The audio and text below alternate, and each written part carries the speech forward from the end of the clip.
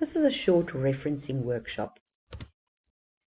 We make use of the Harvard Reference Guide that has been adapted for the IIE.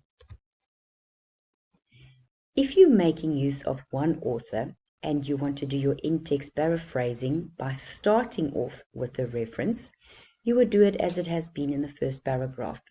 The surname is not inside the bracket, but the year of publication is.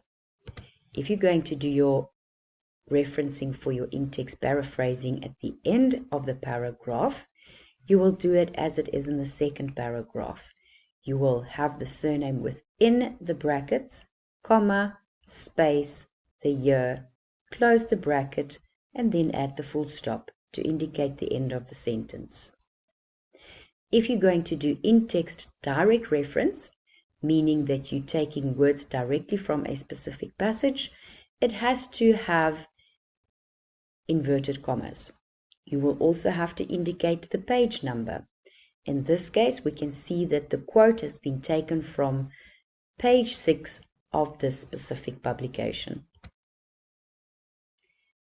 If you are giving me a page number, but you do not have a direct quote, it counts as a reference error. In fact, can actually count as plagiarism because you are indicating to me that you're taking someone else's words directly, but you are not acknowledging it by making use of quotation marks. When we make use of two authors and we want to use the word and, Strunk and White, when it is outside the brackets, you will make use of AND.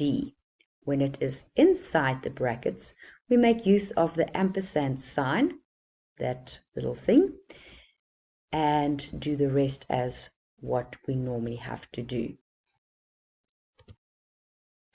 When we have 3 or more authors, the very first time you do your in-text paraphrasing, you would list all the surnames. In this case, Davis, Pekar, Santana, and Burke, followed within brackets the year. You could also do the referencing at the end of the paragraph, in which you would go Davis, Pekar, Santana, and Burke. Take note, again, the ampersand. You will only do this for the first time you are referencing the source. Thereafter, you can make use of et al, where you would type Davis et al, if it's outside the brackets with a full stop. If you are putting it inside the bracket, please take note, you go et al, full stop, then a comma, a space, the year, close your bracket, and add a full stop at the end. If you're going to make use of an ebook or an online source, this is how you do it. You would still find out who is the author of the article that you are using and follow the procedure as we have up until now. Now I'm going to show you some examples of mistakes that we have picked up over the years. So the person that has marked this specific paragraph indicated that there's a spelling error or a grammatical error over here.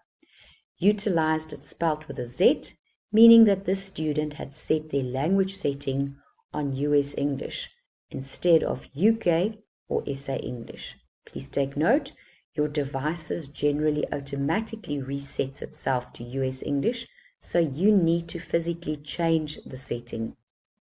The next error that's indicated is at the end of the paragraph. The student has made the mistake by going philosophy, space, comma, space. So we have got a hanging comma. That is not academically sound practice. This is also not the correct way to reference this source. The Stanford Encyclopedia of Philosophy was written by Zalta, and that is how you would reference it. So if we have to go and look it up, I'll show you just now how to do that. This would be on the right-hand side, what you would put under your reference list. So how do I find the author of known university papers, such as the Stanford Encyclopedia of Psychology? Well, first of all, you go to Google Scholar. Then you type in the name of the publication. And now you can go and look under where we have got cite. So it looks like inverted commas, the word cite. When you click on that, what's on the left-hand panel will pop up. I cut it off after 4, but they give you more than 4. We make use of the Harvard reference. So you would be able to copy this whole lot and put that in your reference list. If you wanted to do an in-text reference, as you can see at the bottom, that's the way you would do it.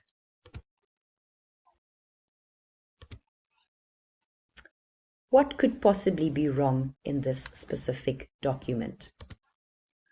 Well, first of all, the student makes use of the abbreviation FAL, that stands for First Additional Language. In an academic writing, you cannot make use of abbreviations. The exception to this within education is DBE, which stands for Department of Basic Education.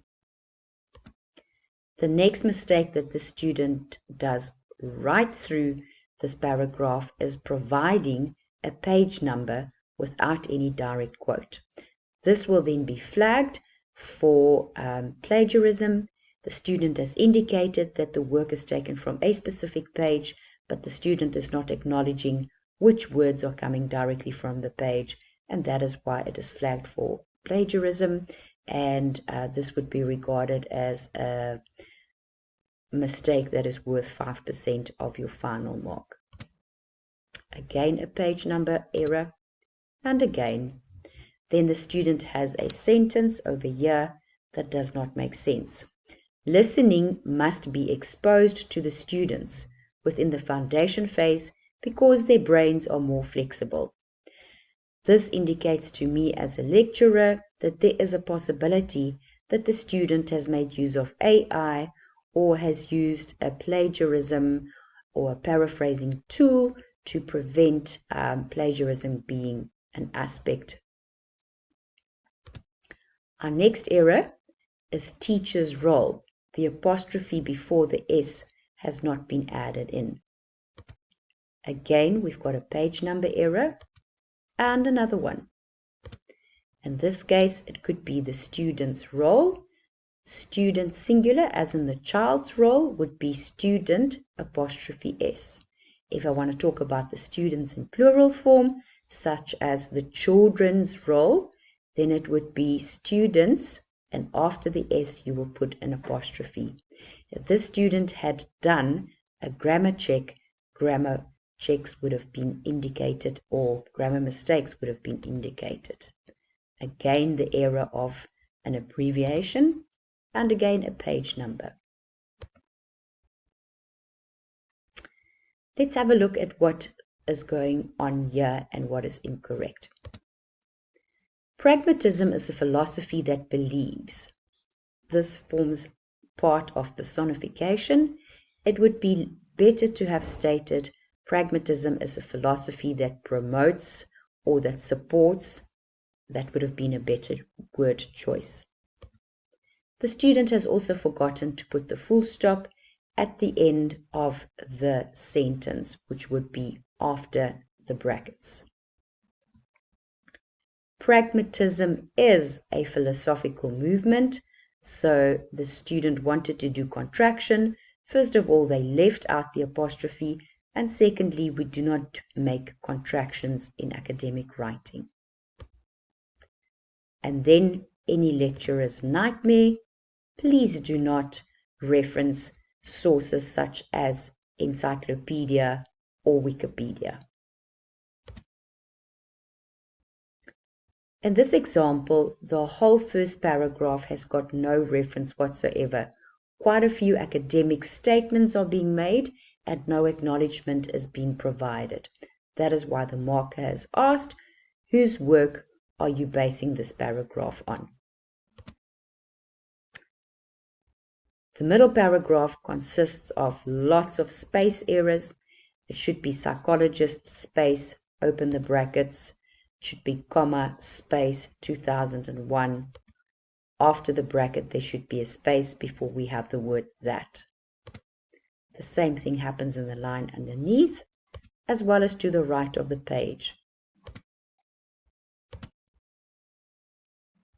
Let's see what's wrong over here. First of all, the student makes use of James and Dewey and is not making use of the ampersand sign. The missing comma between the surname and the year is also there. There's also no full stop at the end of the reference. Pragmatism holds that everyone or everything, so it is a Concord error. Again, no full stop at the end of the abbreviation. Here we've got a direct quote. We have got a quotation mark that is floating in the air, that is not attached to the work, and we have got a missing comma since but introduces a sentence structure that requires a comma. The same with the hanging full stop. There's also no full stop, at the end of the sentence. Where is the reference? There's no reference whatsoever within this paragraph. The final paragraph also has got no full stop at the end. I hope you have found this to be helpful and that you can use this to guide your own work.